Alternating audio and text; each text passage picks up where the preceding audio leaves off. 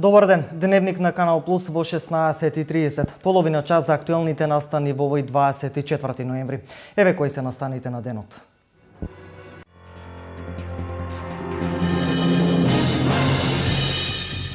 Изградбата на тир зоната на место викано Шушлевец во близина на Берово влегува во завршна фаза. Поставена е водоводната и одводната инфраструктура, како и тротоарите. Факултетот за медицински науки при УГД денес беше домаќин на научен симпозиум на тема моменталните достигнувања и иднината во медицинските и биомедицинските истражувања. До 29 ноември под мотото "Сите сме нивни деца", Црвениот крст на Република Македонија ја одбележува неделата за грижа на стари лица, со цел да се подигне јавната свест за овие лица.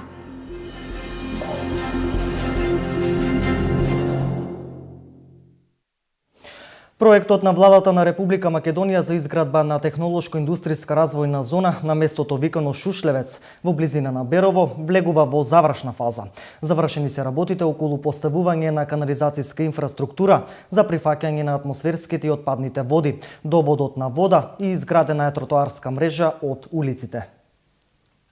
Проектот за изградба на технолошко-индустријската зона во Берово влегува во завршна фаза со интензивни градежни активности и асфалтирање на патната мрежа во зоната. Завршена е инфраструктурата за атмосферските и отпадните води, како и доводот на вода, преку кој ќе се снабдуваат индустријските капацитети. Јас мислам дека сето тоа што ангажираната градежна група го прави согласно динамиката која ја имаат тие како задача да бидат реализирани работите и се завршени еден поголем дел од изградбата на инфраструктурните објекти кои треба да бидат градени. Тоа е изградба на колектор за фекална канализација во индустријската зона, доведена е водата за индустријската зона и сега во последните денови гледам дека се работи на завршување на објектите од сообраќајната инфраструктура, тоест изградени се тротоарите и се асфалтираат улиците кои ќе бидат потребни во индустријската зона. Во наредниот период проектот предвидува и довод на струја како инсталација на улично осветлување, додека сообраќајното поврзување со основната патна мрежа се предвидува да се изведе со изградба на кружен тек. Ќе биде донесена електричната струја за напојување на капацитетите таму со струја и ќе биде решено влезниот дел на индустријската зона, тоест приклучувањето на регионалниот пат Берово-Струмица, со тоа што ќе се отпочне со изградба на кружен тек за непречено и безбедно влегување во зоната. Се надевам дека во првата половина на 2016 година ова ќе биде се завршено и ќе можеме да ги очекуваме првите инвеститори во истата. Со реализацијата на овој проект, владата на Република Македонија преку Министерството за транспорт и врски има за цел да ја подобри развојната стратегија на регионот за привлекување на домашни и странски инвеститори. Технолошко-индустријската развојна зона во Берово се простира на површина од 17 хектари на место викано Шушлевец и на истата е планирано да има 8 парцели за изградба на нови производствени капацитети. Факултетот за медицински науки при УГД денес беше домаќин на научен симпозиум на тема моменталните достигнувања и иднината во медицинските и биомедицинските истражувања. Научници од државата и светот кои се занимаваат со општа и дентална медицина и фармација денес беа во Штип.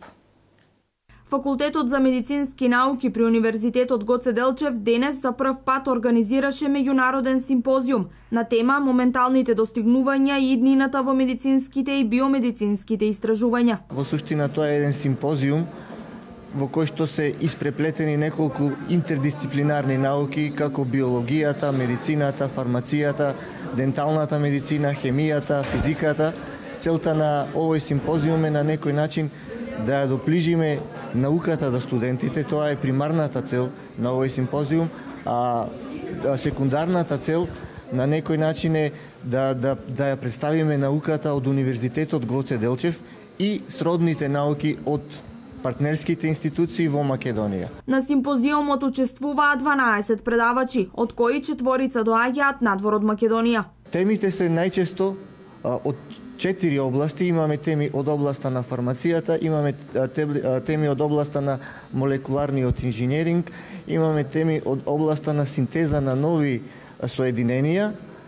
Интересно ќе биде синтезата на соединенијата кои што се деривати од коензим Q, кои што во суштина донесоа револуција во едно подрачје за кое што се има добиено Нобелова награда. Сега има факти дека целото тоа подрачје може и целиот тој механизам за кој што е добиена Нобеловата награда за тој митохондријален електронски трансфер може да се одвива и во друга насока. Тоа е нешто што е апсолутно жешка тема во последниве неколку години и имаме и теми од областа на денталната медицина. Овој симпозиум е бесплатен за сите учесници, а идејата е истиот да стане традиционален и да се одржува секоја наредна година. Инаку од денешниот симпозиум ќе произлезе зборник на трудови, кој во проширен формат ќе ги содржи сите трудови што денес беа презентирани и од предавачите и од страна на студентите. До 29 ноември под мотото "Сите сме нивни деца", Црвениот крст на Република Македонија ја одбележува неделата за грижа на стари лица, чија цел е да се подигне јавната свест за правата на овие лица, како и нивната потреба за грижа и помош. Општинскиот Црвен крст во Штип се вклучи во одбележување на неделата на старите лица. Активностите поврзани со одбележувањето на Светската недела за грижа на стари лица започна денес во големата општинска сала со литературно читање од страна на волонтерите на Штипскиот Црвен крст, а потоа пред штипските повозрасни лица Наталија Панова, директор на Центарот за социјални работи, ги презентираше нивните права и услугите кои им ги нудат центрите за социјална работа, а тоа се право на помош и нега од друго лице, мобилност и слепило и правото на глувост. Правото на мобилност и слепило се остварува врз основа на приложена медицинска документација, односно наод и конзилијарно мислење од страна на Универзитетската клиника Скопје. Правата на паричен надоместок на помош и него од друго лице се остварува врз основа исто така на медицинска документација која што се остварува како резултат на одредена неспособност да лицето само се грижи за себе и врз основа на степенот на болеста. Од останатите услуги кои ги нуди Центарот за социјални работи се сместување на старите лица, како и вонинституционалните форми на згрижување, како што се згрижувачките семејства и помош од страна на поединец на старите лица. Од Никола Камчев, секретар во Црвен крст во Штип, дознаваме дека во текот на наредните денови ќе има активности поврзани со здравствената состојба на старите лица, кои ќе завршат со доделување пакети со храна и хигиенски средства. Во текот на неделата, односно во текот на утрешниот и во четврток, ќе бидат спроведени бесплатни мерења на крвен притисок и шеќер во крвта, а во петок ќе бидат дистрибуирани пакети со храна и хигиенски средства на 20 стари изнемошни лица од општина Штип и Карбинци. Бесплатното мерење на крвниот притисок и шеќерот во крвта ќе се спроведува во повеќето клубови на пензионери во Штипско и Карбинско, а ќе започне утре во 8 часот во клубот на пензионери во Три чешми. Пуштина е во употреба една од главните улици во населба Горна Железничка во Штип. Во делот на патната инфраструктура, Штипската локална самоуправа заврши 50 на проекти. Во населба Железничка останува за асфалтирање улица во должина од околу 400 метри, но и обнова на водоводната и канализацијската инфраструктура. Штип и приградските населби во моментот се наоѓаат во голема градежна офанзива. Во делот на патната инфраструктура веќе се завршени околу 50 проекти, меѓу кои еден од нив е и проектот за Горна Железничка. Пред 20 години доктор Миташев, како тогашен градоначалник од ВМРО ДПМН, има направено дел од улиците во оваа населба. После 20 години, еве сега, оваа власт, повторно на ВМРО ДПМН, направи некаде 1,5 километар улици во населба Железничка. Ние на граѓаните не им ветуваме празни ветувања, напротив, ние ги решаваме нивните проблеми, секојдневни големи проблеми и тоа на начин кој тие тоа го бараат. Така да мислам дека оваа населба генерално е покриена со инфраструктурни објекти, остануваат уште некои ситни работи кои треба да ги направиме, а тоа е некаде околу уште 300 метра неасфалтирани нови улици, каде имаме нови објекти дигнати во делот на селбата и во најстариот дел од оваа населба, каде има една улица некаде од 100 метра која на некој начин сме ја заборавиле. Улиците за нас, жителите од оваа населба, значат живот, велат тие, но бараат да им се решат и други проблеми. Улиците значат живот за населението. Тука што живее, сите се благодарни што се постави баре овај заокружен пат. На многу луѓе олесна, меѓутоа малку изгрешија си у грешењето, да си кажам поштено, што дозволија така. А после 20 години во оставање, многу убаво е и нека продолжат. Само те имам уште една замерка. Дали некој ќе се стават улици и броеви да знаеме дека сме жители тука и да можеме да се извадиме документи дека сме тука. Јас веќе конкретно за мене кажувам, данок плаќам дупло, превидејќи не сум жител на оваа населба. Водат ме како дека не живеам тука. Па за оваа населба, овие улици потребно и беше да се направат и има уште една-две приоритетни и тие мора да се направат. Со текот на времето очекуваме да се направат и тие. Одлуките на Советот полека се реализираат. Ние и во иднина ќе ги слушаме барањата на жителите од оваа населба, вели председателот на Советот Владко Миташев.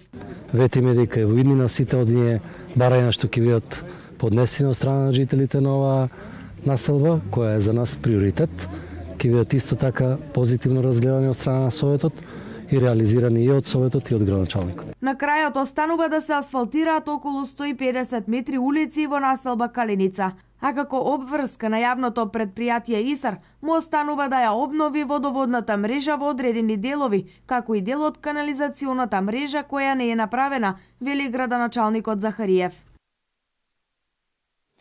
Во Делчево во тек е акција за расчистување на отпадот од дворните места. Од Оделението за инспекцијски надзор апелираат граѓаните соодветно да го складираат отпадот за екипите на јавното предпријатие Брегалница да го соберат и транспортираат до градската депонија. Во Делчево во тек е акција за расчистување на растителниот отпад од дворните места, отпад кој што граѓаните треба соодветно да го складираат, за да можат екипи на јавното комунално предпријатие Брегалница од Делчево истиот да го транспортираат до градската депонија. Користиме прилика да ги информираме граѓаните од градот Делчево дека согласно одлуката за комунален ред секој е должен растителниот отпад од дворните места во период од 15 октомври до 15 декември да биде изнесен врзан во снопчиња, ставен на близот на створното место, како би можеле екипите од јавното комунално предпријатие да го соберат. Што се однесува до поголемите гранки, тие треба да бидат врзани во снопчиња, додека ситниот растителен отпад, лишија и слично, треба да бидат ставени во пластични вреќи. Освен собирањето на растителниот отпад, во тек е и акција за подкастрување на надвеснатите гранки на јавните површини. Сега е период од 15 ноември до 1 април, должни се секој граѓанин должен согласно законот за собственост и други стварни права, како и одлуката за комунален ред, да ги подкастат сите гранки од дрвја и било растително од ниска вегетација, било од високостеблисти дрвја, да бидат исечени кои надвиснуваат над јавните површини, односно над тротоарите или над самите улици. Ова акција, како што најавуваат од Оделението за инспекцијски надзор, ќе трае во текот на целата есен, а доколку има потреба за тоа, таа ќе продолжи и во одреден дел од зимскиот период. Во центарот на Штип се обновуваат дрворедите. Јавното предпријатие ИСАР, освен тековните хортикултурни активности, годинава врши избогатување на дрворедите. Со засадување на јавор јасен и каталпа ќе се обновува дрворедот од двете страни на реката Отиње во централното градско подрачје. На сите празни места од каде беа отстранети старите дрва ќе бидат засадени нови садници од расадникот на јавното предпријатие ИСАР. Ова се прави со цел во летниот период да има повеќе сенка за граѓаните кои се движат во центарот на градот. Со овие садници што ќе посадиме, ќе наполниме со сенки во нашиот град. Садниците ќе бидат од нашиот расадник, тоа се со добра кондиција садници, високи некаде околу 3-4 метри, со некаде дебелина на пречник од 6 сантиметри и мислам дека ќе ги задоволат и вкусовите на самите граѓани. Освен што ќе се пополнуваат празните места со нови садници на повеќе локации во центарот, исто така се планира и засадување и обновување на дрворедот во населбите Сенјак и Дузлак. Во контекст на ова, големата акција за пошумување Ден на дрвото ќе се одржи во среда на 2 декември. Општините ги одредуваат локациите и организацијски се подготвуваат за оваа најмасовна акција во нашата држава. Утринава во Кочани новите стипендисти ги потпишаа договорите за стипендија со одлука на Комисијата за доделување стипендии. Во оваа студиска година општина Кочани ќе стипендира 25 редовни студенти. Приоритет имаат лицата кои до полнолетство престојувале во домови за згрижување во Република Македонија, како и студентите од техничките факултети. Од 2009 година до сега општина Кочани додели 171 стипендија. Денеска во салата на Советот на општината новите стипендисти на општина Кочани ги потпишаа договорите за користење на стипендија за оваа учебна година, што по иницијатива на градоначалникот Радко Димитровски ги доделува општина Кочани. Договори потпишаа 25 редовни студенти кои студираат на државните универзитети. Градоначалникот Радко Димитровски им ги врачи потпишаните договори и им честите за постигнатите успеси. Денеска го имав тоа задоволство да на 25 наши сограѓани им поделиме договорите за стипендирање во академската 2015-2016 година. И оваа година продолжуваме со традицијата, 6-та година поред, за доделување на стипендии на нашите сограѓани, на учениците, односно студентите кои што ги исполнуваат критериумите во однос на успехот, во однос на социјалната положба и во однос на приоритетите кои што ги одредивме за оние дефицитарни кадри. Мене ме радува што издвојуваме од средствата на општинскиот буџет за помагање на овие наши млади ученици, наши млади студенти, за наши млади сограѓани и очекувам дека оваа традиција ќе продолжи и понатаму во наредниот период. Студентите задоволни од помошта која ми ја дава општина Кочани вела дека оваа стипендија ќе им помогне да покријат дел од трошоците во текот на студиската година. Јас сум Атанас Јованов од Кочани, студирам општа медицина на факултетот Гоце Делчев. Секако и за партиципација, за патување, за тие работи, така да ќе заврши добра работа. Мартин Емирджиев од Кочани, студент архитектура и дизајн во Штип. Па за мене некој покривање на некои трошоци за добро искористување, за рационално искористување на парите. Општина Кочани за прв пат започна со доделување на стипендии во студиската 2009-2010 година, а до сега вкупно се доделени 171 стипендија. Според критериумите за добивање стипендија, успехот носеше најмногу 70 бода, материјалниот статус до 20 бода, а 5 бода имаат децата на самоохрани родители. Од крими билтенот на Министерството за внатрешни работи, 37 годишно лице со иницијали ЈJ од Кочани со заостанат душевен развој и Даунов синдром на 2 пати било жртва на 57 годишен кочанчанец со иницијали РА кој извршил полови дејствија врз него на 18 и 21 ноември годинава. Настанот во полицијата го пријавила мајката на жртвата на кој лекарски преглед му е извршено во јавната здравствена установа во Кочани.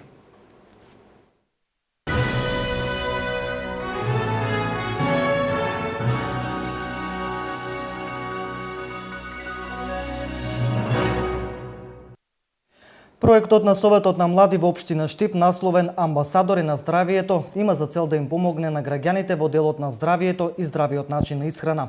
Формирани се првите 4 тима амбасадори на здравието, секој со посебна тема за здравствената заштита.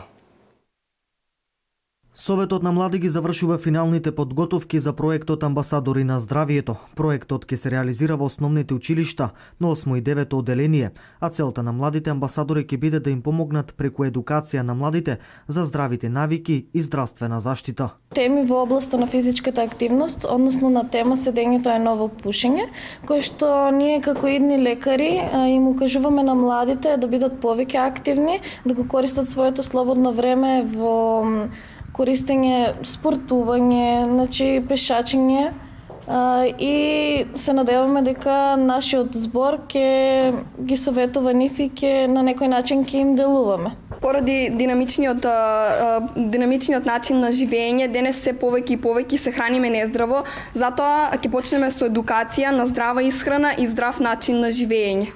Проектот Амбасадори на здравието исто така го вклучува и главниот проблем кај младите, а тоа е пушењето и алкохолизамот, но и како младите да се заштитат од сексуално преносливи болести и превенција. Мојата улога во проектот Амбасадори на здравие во границите на, односно ставам главен акцент кај пушењето и кај алкохолизамот како главен проблем кај младите. Се надеваме дека проектот ќе биде успешен и дека ќе ги информираме младите за сите болести, како ментални, така и соматски во однос на пушењето и алкохолизамот. Во областа на сексуална заштита, односно сексуална превенција, тоа е контрацепцијата од несакани сексуални последици, како несакана бременост и нормално сексуално преносливи болести. За прв пат оваа година на иницијатива на младите ќе се реализира ваков настан кој ќе им помогне на младите во делот на здравието и здравиот начин на исхрана.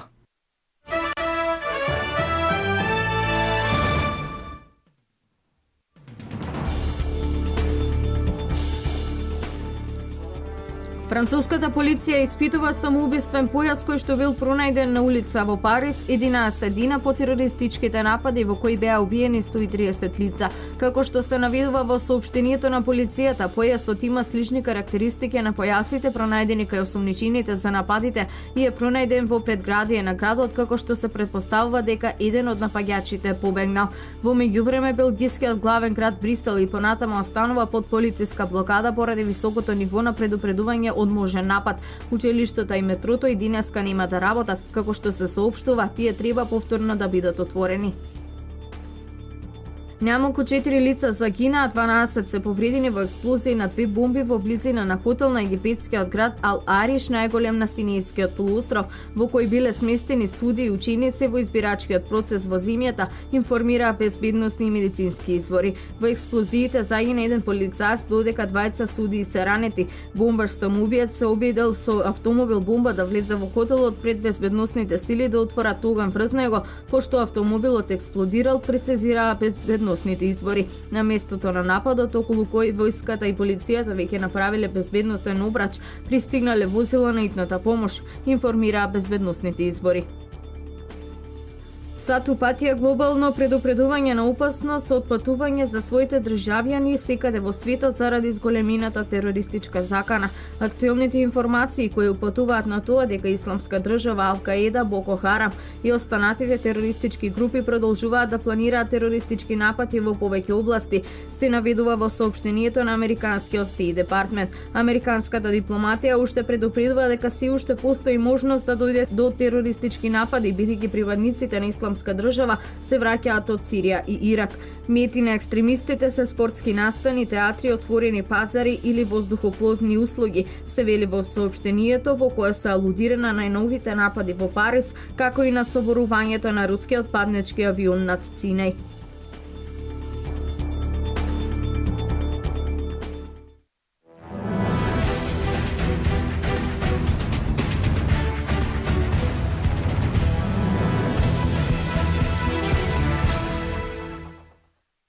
Барем во спортот нема привилегии, квалитетната игра е на увид на јавноста и тука ако се вложиш максимално резултатот подкрепен со среќа не ти бега.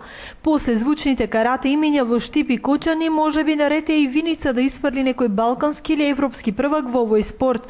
Членовите на карате клубот Лидер за година дена тренинг успешно го кршат ледот во конкуренција со своите врсници од Бугарија и Србија. Високите резултати на меѓународно ниво се стимул за нови сили и за засилени тренинзи кои се одвиваат 2 пати неделно. Можеме да се пофалиме со одлични резултати. Значи досега од тоа што го работевме, многу сум задоволен од дечињата, бидејќи пред се работи за помали деца. Учествувавме на повеќе меѓународни турнири и остваривме одлични резултати. Например, на последниот меѓународен турнир кој што се одржа во Лесковац, Ипон Куп, бевме со 8 представници и зедовме 14 медали. Задоволен сум од сите дечиња, дори успеавме во категорија 2008 и млади да земеме прво место во машката категорија, значи Јане Постолов зема прво место во конкуренција од 40 дечиња, тој најдобро ја презентираше катата. Исто така 2008 и млади во женска конкуренција Ања Ѓургиева зема исто така златен медал. Тука може да го спомнеме и Михаил Анакиев, кој што во 2007 конкуренција зеде сребрен медал. Јас сум Ања Георгиева, која освои првото место во Лесковец.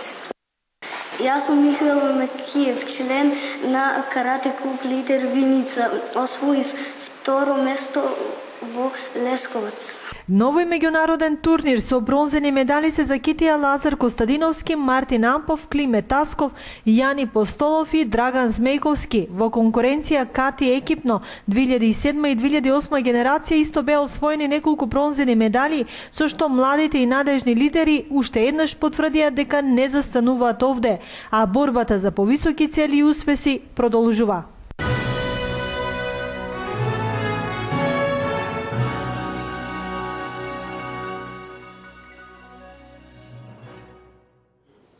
Ова е се во дневникот на Канал Плюс во 16:30. Со нови информации се гледаме во 20 часот. Пријатно поподне.